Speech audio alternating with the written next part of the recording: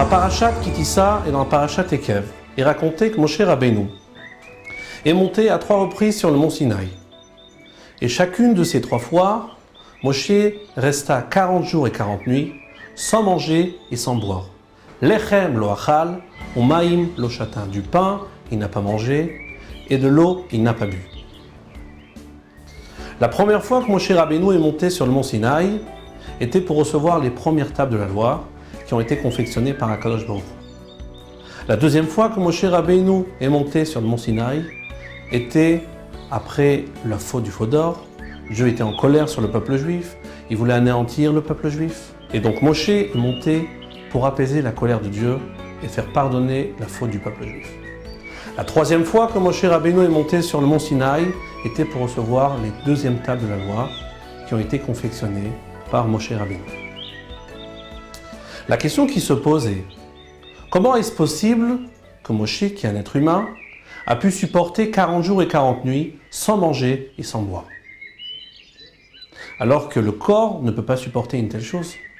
Ainsi, nous voyons que le Rambam dans Ilchot Shvuot, Perek et Alachachaf, le Rambam nous dit que si un juif fait un serment qu'il ne va pas manger ni boire pendant 7 jours, son serment n'a aucune valeur, puisque ceci n'est pas possible. Donc si déjà 7 jours il n'est pas possible de tenir sans manger et sans boire, comment Moshe Rabbeinu a pu supporter 40 jours et 40 nuits sans manger et sans boire? Et ceci à 3 reprises.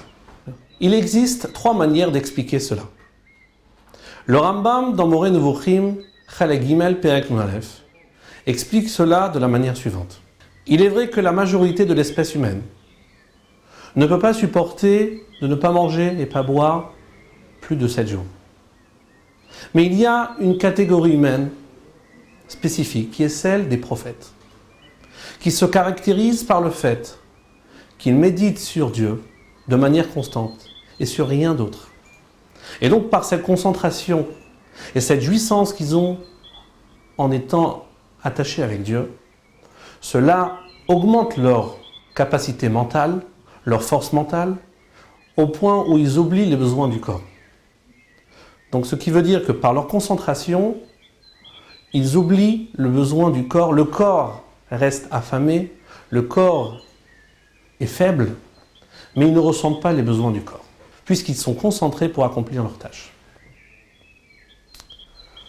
Donc en 2 mots, la majorité de l'espèce humaine ne supporte pas cela, mais une minorité qui est celle des prophètes peut supporter par cette concentration et par cette jouissance. Une deuxième explication qui est basée sur un midrash dans Kol Edraba est dit la chose suivante. Le premier instant que Moshe Rabbeinu est monté sur le mont Sinaï, Dieu a changé le mode de fonctionnement du corps. Alors que le corps, dans sa nature, demande de vivre à travers de la nourriture et de la boisson, Dieu a changé son mode de fonctionnement et a fait en sorte que le corps matériel puisse se nourrir de rayonnement de la présence divine, ce qu'on appelle Ziv HaShekhinah. Donc au premier moment, il y a eu effectivement un miracle, puisque le corps a changé de mode de fonctionnement, mais après cela était normal que le corps puisse tenir 40 jours et 40 nuits en profitant du rayonnement de la présence divine, et c'est cela qui l'a rassasié. Une troisième explication est ramenée aussi. On peut dire que le corps, la nature du corps n'a pas changé. Le corps restait tel quel. Le corps demande de la nourriture, de la boisson. Mais Dieu a fait un miracle constant durant ces 40 jours et 40 nuits. Bien que le corps a besoin de nourriture et de boisson, Dieu donne au corps ce qui n'est pas sa nature, c'est-à-dire du rayonnement de la présence divine. Et malgré cela, le corps accepte, est satisfait et se porte en bonne forme. Le Rabbi explique dans l'Ikutei Sichot Chelek Lamed Aleph, Parashat Kitissa, que ces 3 explications, ces 3 manières d'expliquer comment Moshe Rabbeinu a pu supporter de rester sans manger et sans boire durant 40 jours et 40 nuits, sont en vérité liées aux 3 montées de Moshe Rabbeinu. La première montée de Moshe Rabbeinu pour recevoir les premières luchot, les premières tables de la loi, qui ont été confectionnées par Akadosh Baruch Hu lui-même. Et donc, la création de ces tables de la loi ont été faites de manière miraculeuse. Et donc, non seulement les tables de la loi étaient miraculeuses, mais même toute la montée de Moshe Rabbeinu dans le ciel était de manière miraculeuse. Et donc, on peut expliquer le fait que Moshe Rabbeinu a pu supporter la première fois de ne pas manger et pas boire 40 jours et 40 nuits par un miracle constant. Par le fait que le corps ne change pas de sa nature, mais Dieu, de manière miraculeuse, donne au corps de la présence divine, et c'est cela qui rassasie le corps. Ensuite, concernant la deuxième montée de Moshe Rabbeinu, Dieu était dans une position de colère, dans un moment de colère, et donc, pendant un moment de colère, Dieu ne fait pas de miracle. Puisque c'est Moshe Rabbeinu qui a demandé de pardonner le peuple juif, alors que Dieu voulait anéantir le peuple juif. Donc c'est une montée que Moshe Rabbeinu a pris de sa propre décision, et donc de ce fait. Si Moshe Rabbeinu a pu tenir pendant cette deuxième fois, 40 jours et 40 nuits, sans manger et sans boire, ceci n'était pas attaché avec un miracle. Mais ceci s'explique par les paroles du Moré Nevuchim du Maïmonide. Puisque Moshe Rabbeinu était concentré pendant ces 40 jours et 40 nuits, à demander le pardon du peuple juif. Cette concentration, cette mission, lui a permis de s'élever des besoins du corps, d'oublier les besoins du corps. Le corps était effectivement fatigué, le corps était affamé. Mais Moshe Rabbeinu, étant concentré par sa mission, a oublié les besoins de son corps.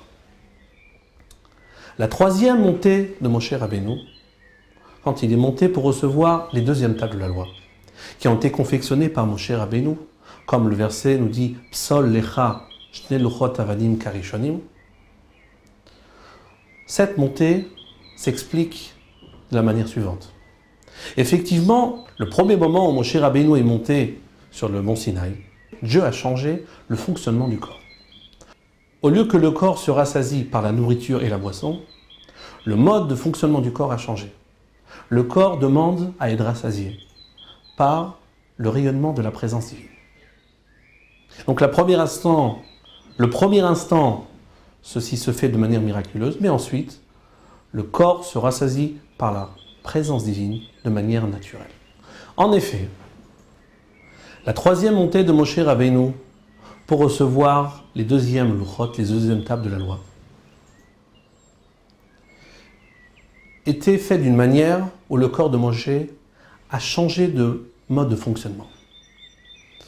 C'est-à-dire que Moshe Rabbeinu, en vérité, a vécu dans ce monde-ci ce que le peuple juif va vivre dans le monde futur, c'est-à-dire dans le monde d'après la résurrection.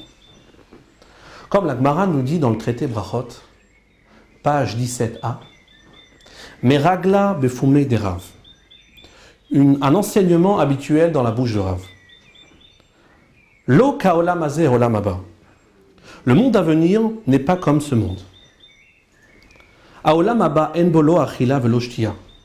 Dans le monde à venir, il n'y a ni à manger ni à boire. Et là, tzadikim yoshvim vatrotehen berachehen. Plutôt les justes trônent étant couronnés, venehenin miziv ashrina, et ils se délectent du rayonnement de la présence divine. Ce qui veut dire que le corps, dans le monde d'après la résurrection, va changer.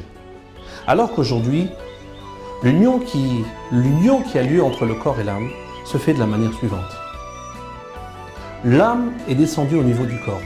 Au point où la connexion qui se fait entre le corps et l'âme passe à travers la nourriture et la boisson. Dans le monde d'après la résurrection, ce qu'on appelle le Olam Haba, les choses vont changer. Le corps va s'élever au niveau de l'âme, au point où le corps n'aura plus besoin de se nourrir par de la nourriture et de la boisson, mais le corps va se nourrir par le rayonnement de la présence divine. Ainsi nous voyons que Moshe Rabbeinu, en montant la troisième fois pour recevoir les deuxièmes tables de la loi, a vécu ce que le Ham Israël va vivre dans la période d'après la résurrection.